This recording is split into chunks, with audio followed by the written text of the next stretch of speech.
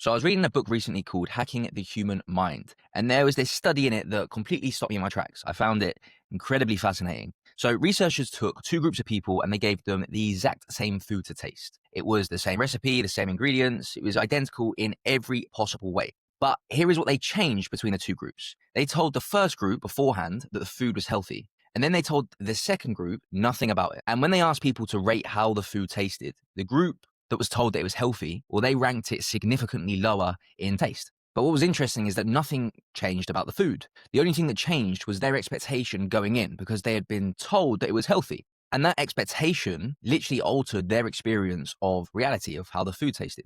Now, this is called expectation assimilation. And if you're an ADHD type entrepreneur, this mechanism is quite literally destroying your business and your relationship with yourself at the same time. Now, let me explain what's actually happening here. Expectation assimilation is when your brain adjusts your experience to match your expectations rather than experiencing reality as it actually is. So it's a psychological defense mechanism that we all have. And it's because humans hate something called cognitive dissonance. Now, cognitive dissonance is that distorted, uncomfortable feeling that you get when something you believe in very strongly doesn't actually align with reality. It's essentially the sensation of your world being completely turned upside down. Your mind is scrambling, trying to make sense of two conflicting pieces of information. And your brain will do almost anything to avoid that feeling. So instead of rejecting the expectation when reality doesn't match it, your brain does something way more insidious. It reshapes your perception of reality to fit the expectation. So in the food study, people's brains essentially said, well, I expect healthy food to taste worse. Therefore, this food tastes worse because I know that it's healthy beforehand, even though objectively it didn't. The expectation that they had altered the experience.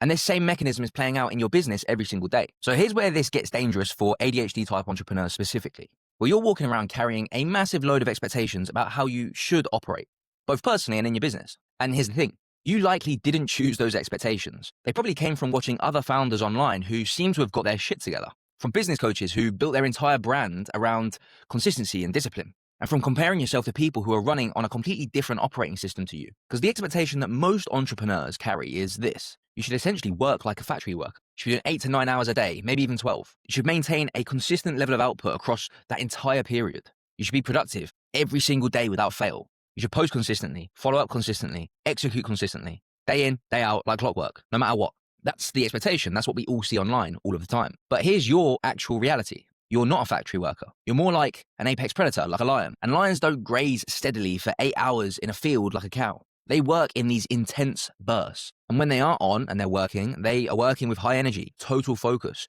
and in this state of like absolute domination for the task that's in front of them. And then what they'll do is they'll go and rest. They'll recharge their batteries as such until the time comes that they need to hunt again. And that's how most ADHD type brains operate, in intensity cycles, in these peaks and troughs. Some days you're going to feel absolutely unstoppable. You're going to be hyper-focused, producing a month's worth of work in likely just a couple of hours. And other days, it feels almost impossible to do these simple menial tasks like responding to an email. But what you need to understand is that that's not a bug in your system. That is just your operating system. That's how your brain works. But what happens when that expectation doesn't match reality? Well, your brain, as I've said, doesn't reject the expectation. It doesn't say, maybe this expectation is wrong for me. Maybe that's not how I work. Instead, you condemn yourself for not being able to meet it. And this is expectation assimilation playing out in real time. The expectation says that you should be consistent every single day without fail. But the reality is your brain operates in intensity cycles. And instead of adjusting that expectation, you adjust your identity. You might start thinking to yourself or even saying out loud, I'm lazy. Why am I undisciplined in this certain area? What's wrong with my brain? Like, you probably call yourself lazy on your low focus days. And I speak to countless ADHD type entrepreneurs every week, and that's something they say to me. And when we start looking at different areas of their life, I'm like, this cannot be objectively true. You cannot be lazy if you're doing something so spectacular over here. That can't be part of your identity. But you're only saying that to yourself because you're assuming you should be in a state of high focus every single day because that's the expectation that's been set. But if you understood that your brain naturally has these peaks and troughs in energy and focus, you wouldn't call yourself lazy. You would just recognize that that is part of the course, like a lion resting between hunts. A lion's not just going to be hunting all day, every day, but you don't see it that way because you're playing by someone else's rulebook. And this creates an obscene amount of unnecessary suffering. Think about how much energy you're burning trying to force yourself into a shape that doesn't fit. How many hours you've spent beating yourself up for not being consistent enough. How many productivity systems you've tried and abandoned because they felt like torture. How many times you've looked at another entrepreneur and thought, why can't I just be like them? What have they got, or what do they know that I don't? Well, all of that suffering exists because you're carrying expectations that were built for a completely different nervous system and for someone else's brain. You're trying to run someone else's operating system on your hardware. And when it doesn't work, you blame the hardware instead of questioning the software, i.e., the operating system. And this is a conversation I have with my clients constantly, because the moment we start questioning the expectations themselves rather than questioning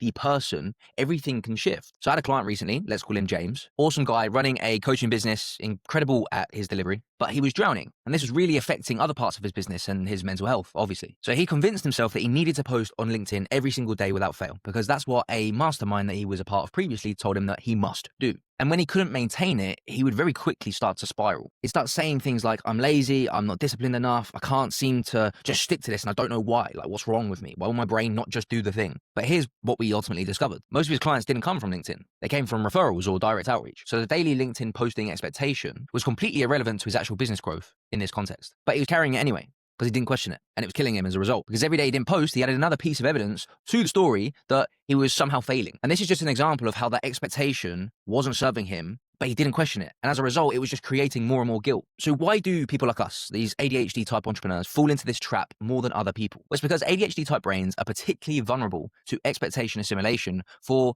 a few specific reasons. First, we have weaker internal reference points. So neurotypical brains, let's call them, have these strong internal frameworks. This is who I am, this is what works for me, this is my pace. They know that inside out. Whereas our brains are far more externally referenced. So we're constantly scanning the environment, asking, what should I be doing? Because our internal sense of time, priority, and self is far more fluid. We don't have, let's say, a solid anchor. So we grab onto these external expectations to fill that void. Second, we've been conditioned our entire lives to believe that we're the problem. By the time you reach entrepreneurship, you've had 20 to 30 years of being told that you're likely not living up to expectations. Schools, jobs, relationships, keeping up with friends, you name it. I'm sure people have often said to you, you have so much potential. Why can't you just apply yourself? I know for me, that was pretty much every parent's evening when I was at school. So when business expectations don't match your reality, of course you blame yourself. You've been trained to. So when you believe that you already should be at this certain point inside of your business because you've been in business for a certain period of time, you start blaming yourself. And third, we experience cognitive dissonance more than neurotypical brains because our actions,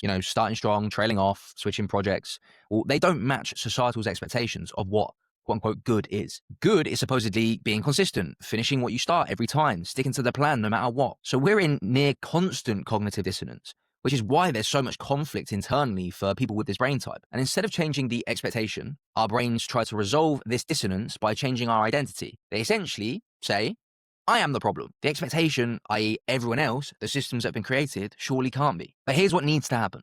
You need to stop questioning yourself and start questioning the expectations. Not every expectation is valid for you.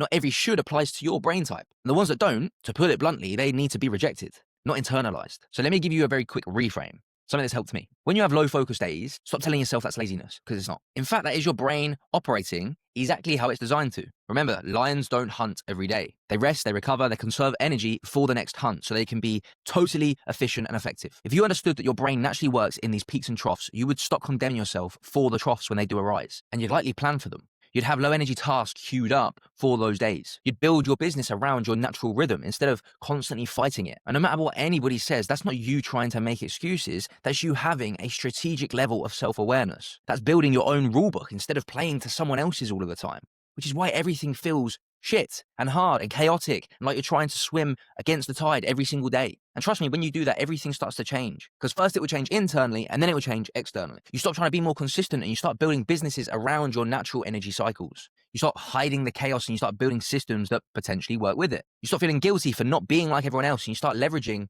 what actually makes you different and unique. Because here's the truth. Most successful ADHD entrepreneurs I work with aren't the ones who learn to be consistent like everyone else. In fact, they're the ones who stopped trying to be all the time. They intentionally built businesses that position them in what we call their zone of genius. And for most people, that's likely creation mode rather than maintenance mode. They leverage their hyperfocus instead of apologizing all the time for their distractibility. They work in intensity sprints instead of forcing themselves into these 8 or 9 hour days of constant work like farmers. They automate, delegate, or redesign the repetitive stuff instead of beating themselves up for hating it every day. So essentially, what we do is we play by our own rulebook. And as a result, the business doesn't just survive, like it often feels like we're trying to do every day. They dominate. That's because they're swimming with the tide, not constantly against it.